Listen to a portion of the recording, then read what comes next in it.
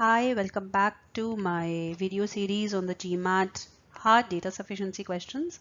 So the purpose of creating these videos is to just take you through hard questions on data sufficiency. I'm sure you must have watched a lot of videos on basics about data sufficiency, strategies to crack data sufficiency. But here my purpose or the effort is to take you through the hardest questions in a little simpler way. Let's look at today's problem. Okay, so first, let's try and simplify the question stem and then we can move on to the options. So here we are given that 120 divided by a single digit integer m, the remainder is positive.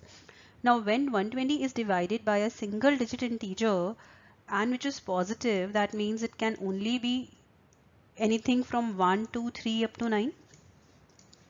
We know that 120 when divided by 1, the remainder would be 0, or 2, 3, 4, 5, 6, 7, you get the remainder, 8 again it's 0, 9. So the only two possible values of m can be 7 and 9. Now then it says when 120 is divided by a positive integer n, again the remainder is positive. So for m we are given that it's single digit integer, but for n we are not given that it is a single digit integer. Now let's now look at the fact 1. So let's write down AD/BCE. We already know that the two possible values of m can be 7 and 9 when it's a single digit integer, or for n also it can be only 7 and 9. Now when 120 divided by n, the remainder equals root of n.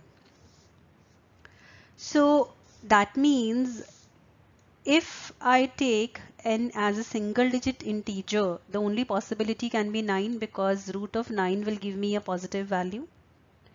But I can also divide 120 by a 120 square, because that will also give me a positive integer and which is a root of this number. So the two options I can have will be 9 and 120 square. That means fact 1 is giving me two options. So we eliminate that. Now let's look at the second fact. N is a single digit integer. So both m and n are positive and both are single digit integers. So that clearly gives me the answer that if m is 7, n is 9, and if n is 7, m is 9, and we are looking at the mod of n minus m, so the sign doesn't matter here. So that means C and E gets eliminated and we get the answer as B. So you can keep watching my videos in the series. I've tried taking almost all the type of questions here to make the problems a little easier for you. Okay, bye.